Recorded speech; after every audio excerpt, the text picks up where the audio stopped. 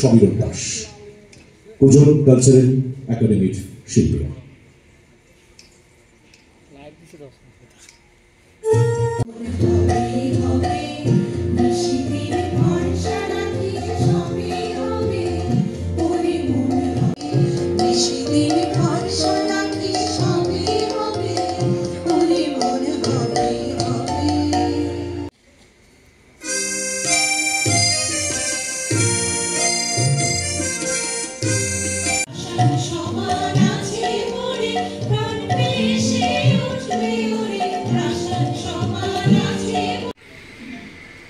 ডিলারদেরকে নিয়ে আমার এই 3 নম্বর মিটিং।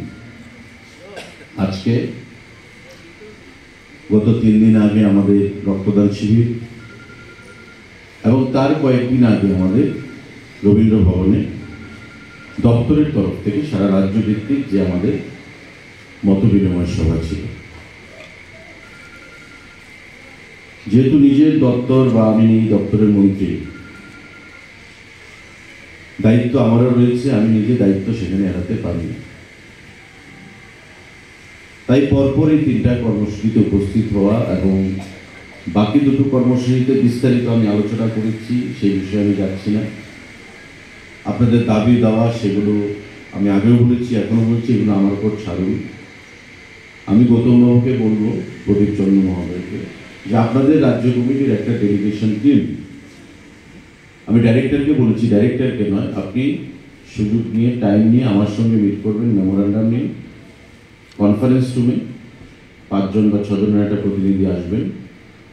আমি সেক্রেটারি এবং ডাইরেক্টরকে আমার সঙ্গে রাখবো, পয়েন্ট ওয়াইজ ডিসকাশন হবে এবং আগামী দিনে কি করণীয় সেটা থেকে আমরা আলোচনা করব।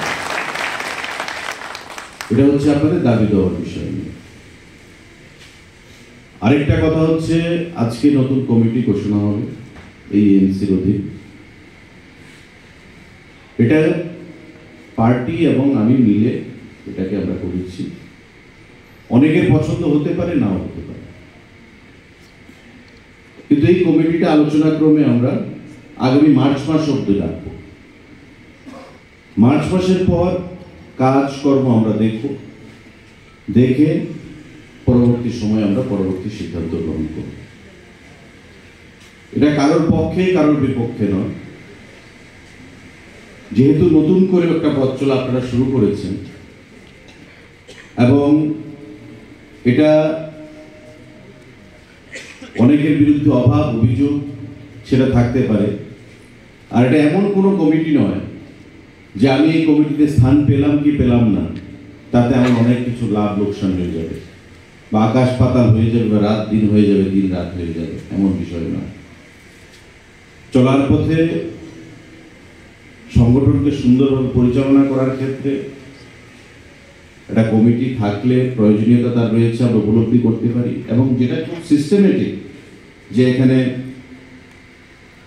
স্টেটমেন্ট যে দেওয়া হয়েছে অ্যাকাউন্টসে, আমি দেখলাম পেমেন্ট অ্যান্ড রিসিপ্টস একদম মিলে গেছে, যেটা চার্টার্ড অ্যাকাউন্টেন্ট থেকে দেখিয়ে ওনারা করেছেন। ব্যাংকে ডিপোজিটস কত রয়েছে সেটা নিয়েও আলোচনা হয়েছে।